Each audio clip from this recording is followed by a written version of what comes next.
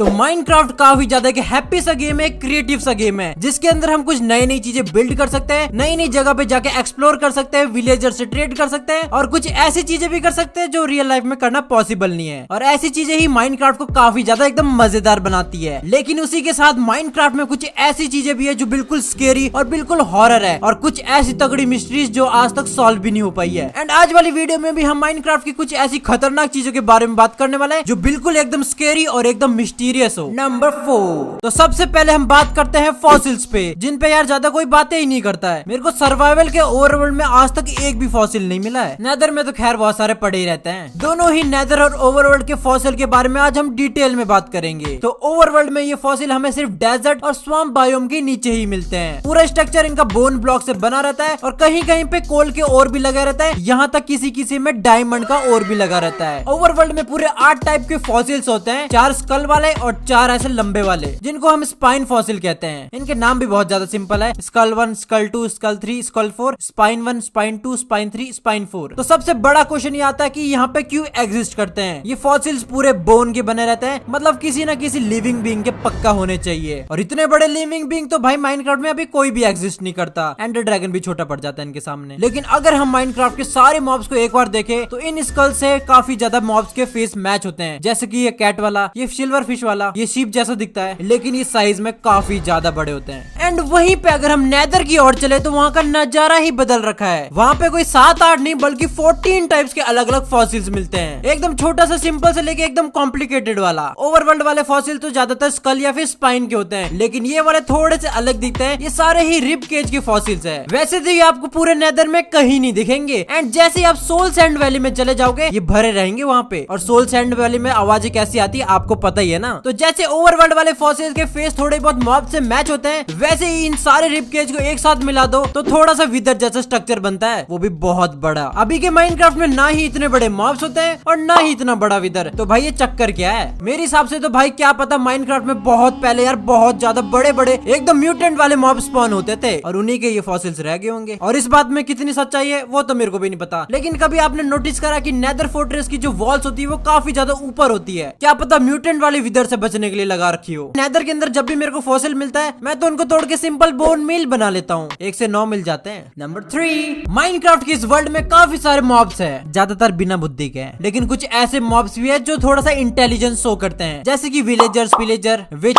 Enderman या फिर piglin. ये सारे लोग अपनी अलग अलग कॉलोनी बना के रहते हैं, सबके पास अपनी अलग अलग स्किल्स है। जैसे कि विलेजर्स ट्रेड कर सकते हैं, विच पोशन क्राफ्ट कर सकती है और पिगलिन नेदर के गोल्ड की रक्षा करता है, इसलिए ये थोड़ा इंटेलिजेंट कहलाता है, ना कि एक शीप जो कि पूरे दिन चढ़ती रहती है। बट इन मॉब्स के अलावा भी एक सबसे ज्यादा इंटेलिजेंट बंदा है, अपना स्टीव। और कौन? आप इस चीज को चाहे मानो या फिर ना मानो, स्टीव माइनक्राफ्ट का सबसे ज्यादा स्ट्रॉन्गर और सबसे ज्यादा इंटेलिजेंट एंटिटी है। वो अपने इस वर्ल्ड में कुछ भी कर सकता है और कुछ भी बना सकता है, कहीं पे भी जा सकता है, उसको कोई रोक टोक नहीं है। कोई भी एनिमल्स को मार सकता है और बड़े से बड़े मॉब को भी एकदम खत्म कर सकता है। और स्टीव अपने साथ हजारों चीज एक साथ रख सकता है, और एक ऐसी पावर जो माइनक्राफ्ट के किसी भी मॉब के पास नहीं है लेकिन अपने स्टीव के पास है, रिस्पॉन होना। माइनक्राफ्ट में आप किसी भी मॉब को मार दो वो कभी रिस्पॉन नहीं हो सकता, लेकिन स्टीव जब भी मरता है अपने बेड पे ही वापस उठता है। इस हिसाब से माइनक्राफ्ट के वर्ल्ड का स्टीव तो गॉड हुआ ना, लेकिन मेरे हिसाब से ऐसा नहीं है। और इसी के साथ भाई क्वेश्चन राइज होता है कि स्टीव है कौन और स्टीव है क्या चीज? स्टीव इस वर्ल्ड में कहां से आया है और क्यों आया है? काफी सारी थ्योरीज है इसके ऊपर, एक एक करके बताता हूँ। सबसे पहले थ्योरी ये है कि माइनक्राफ्ट का एक वर्ल्ड होता है, उसके अंदर स्टीव जैसे दिखने वाले काफी सारे लोग होते हैं, और एक दिन बहुत ज्यादा खतरनाक सा पेंडेमिक आ जाता है और सारे ह्यूमंस वहाँ पे ज़ॉम्बीज बन जाते हैं और अपना स्टीव भी ज़ॉम्बी बन जाता है। लेकिन स्टीव काफी ज्यादा स्पेशल होता है, उसका IQ काफी ज्यादा हाई होता है, इसलिए वो अपने आप को ठीक कर लेता है। हम कह सकते हैं स्टीव भी एक ज़ॉम्बी था लेकिन वो ठीक हो चुका है। इनके कपड़े भी तो देख लो कितने ज्यादा मिलते हैं। लेकिन इस थ्योरी में मेरे को बिल्कुल भी दम नहीं लग रहा, क्योंकि अगर स्टीव खुद ठीक हुआ है तो उसको दूसरों को भी ठीक करना चाहिए, जो कि गेम में कहीं पे भी दिखाया नहीं गया है। हमें तो एंडर ड्रैगन मारना होता है। एंड उसके अलावा अगर सारे ज़ॉम्बी बन गए थे तो विलेजर्स कहाँ से आए? बड़ी ही अजीब सी और फालतू की थ्योरी लग रही है। वैसे ये मैंने ही बनाई है। मैं अपना बेड पे भाई मस्त सो रहा था और ऐसे मेरे को ख्याल आया और ये मैंने कहानी बना डाली। वाली। वैसे एक और थ्योरी भी मैंने बनाई है, इससे भी ज्यादा वाहियात है, चलो ये वाली भी सुन ही लो। तो इस वाली थ्योरी में अपना भाई स्टीव सो रहा होता है नींद में, और ये जो सारी सर्वाइवल वगैरह की चीजें हो रही है, ड्रैगन को मारा जा रहा है, ये उसके सपने में हो रही है।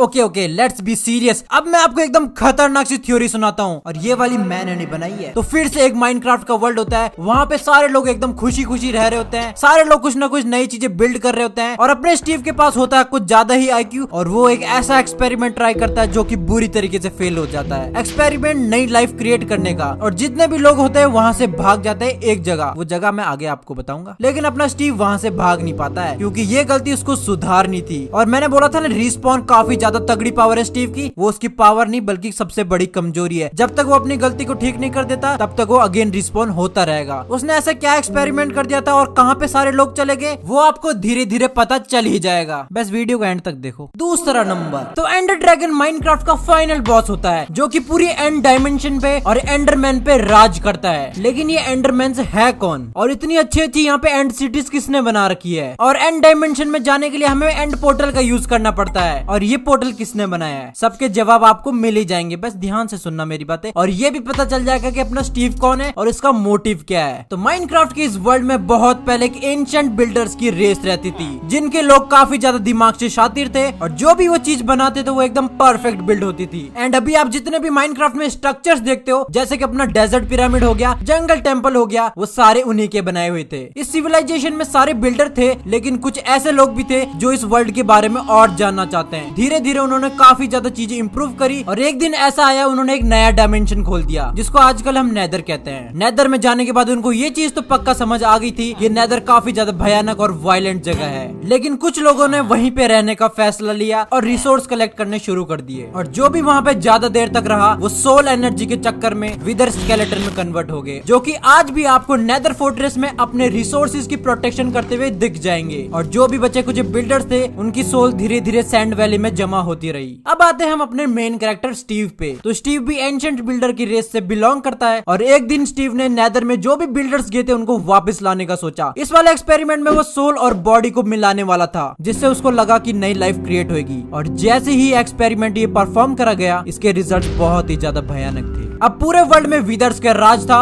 और सारी चीजें डिस्ट्रॉय हो रही थी। और तभी एंशिएंट बिल्डर ने सोचा कि एक दूसरा डायमेंशन बना जाए और सारे लोग वहीं पे चले जाए, एक ऐसा डायमेंशन जो कि विदर भी ना तोड़ पाए। और इसमें उन्होंने ऐसे कुछ स्टोन्स लगाए जो कि विदर भी नहीं तोड़ सकता था, और धीरे धीरे सारे बिल्डर्स वहाँ पे चले गए। लेकिन स्टीव को सारी चीजें ठीक करनी थी, इसलिए वो वहाँ पे नहीं गया। एक बार एंड डायमेंशन में पहुंचने के बाद उनको रियलाइज हो गया कि यहाँ से वापस नहीं जाया जा सकता, और वो एंड ड्रैगन को भी नहीं खत्म कर सकते थे। और एंड जैसी भयानक जगह में कोई भी रिसोर्सेज नहीं थे, खाने के लिए सिर्फ एक ही चीज थी, कोरस फ्रूट। कोरस फ्रूट में कुछ ऐसा वायरस था जो कि धीरे धीरे उनको एंडरमैन बना रहा था। सारे एंशिएंट बिल्डर एंडरमैन बन गए, जो कि आज भी थोड़ा बहुत बोल सकते हैं और कुछ ब्लॉक्स भी उठा सकते हैं। अब स्टीव का मोटिव होता है कि वो एंड पोर्टल में जाके एंडर ड्रैगन को मार के एंड को फ्री कर दे।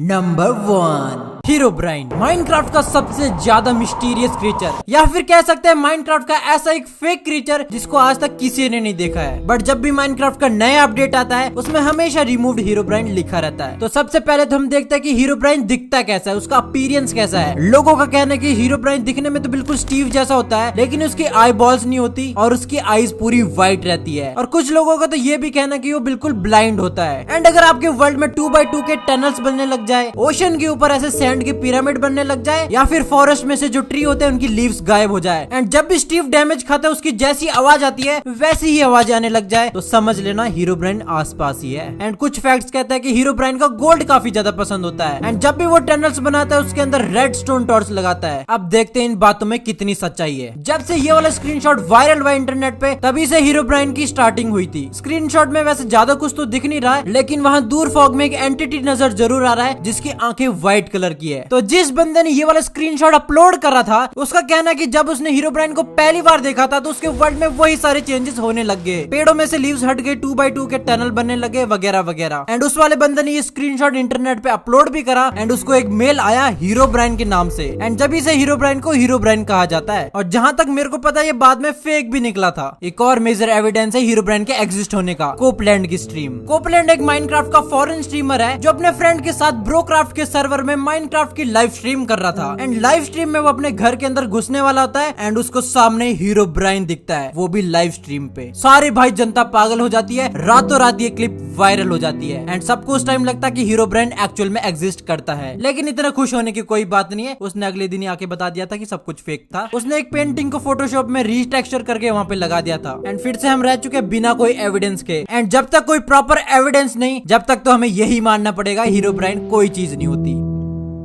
लेकिन एक मिनट रुक जाओ जरा, अगर माइनक्राफ्ट में हीरोब्राइन है ही नहीं तो माइनक्राफ्ट के पैच नोट में सबसे नीचे रिमूव्ड हीरोब्राइन क्यों लिखा रहता है? एंड कोई चीज एग्जिस्ट ही नहीं करती तो उसके ऊपर इतना हाइप क्यों बना रखा है? अगर आप यूट्यूब पे जाके देखोगे तो आपको हजारों वीडियोस मिल जाएगी हीरोब्राइन पे और सारी वीडियोस फेक है। अब मैं आपको मेरे ओपिनियन से बताता हूँ कि सच्चाई क्या है। तो अकॉर्डिंग टू मी माइनक्राफ्ट में हीरोब्राइन बिल्कुल भी एग्जिस्ट नहीं करता है और शायद पैच नोट में हीरोब्राइन रिमूव्ड इसलिए लिखा रहता है ताकि हमेशा हाइप बनी रहे, क्योंकि हीरोब्राइन कोई छोटी मोटी चीज नहीं है। ये गेम को और ज्यादा इंटरेस्टिंग और ज्यादा पॉपुलर बनाता है। इवन माइनक्राफ्ट के पोस्टर में भी आपको हीरोब्राइन के फिगर्स देखने के लिए मिल जाएंगे। बाकी जो माइनक्राफ्ट के वेटरन प्लेयर है जो 9-10 साल से माइनक्राफ्ट खेले ही जा रहे हैं, उनके वर्ल्ड में जरूर थोड़ी बहुत अलग एक्टिविटीज हो रखी है। अब उनको आप हीरोब्राइन की एक्टिविटीज कहो या फिर कुछ और। वैसे मेरी हीरोब्राइन से अच्छी खासी पहचान है। चैनल को सब्सक्राइब कर दो, मैं आपके वर्ल्ड में पहुंचा दूंगा। तो इसी के साथ गाइस ये वाली वीडियो मैं यहीं पे एंड करता हूँ। मिलते हैं अगली वीडियो में, बाय बाय।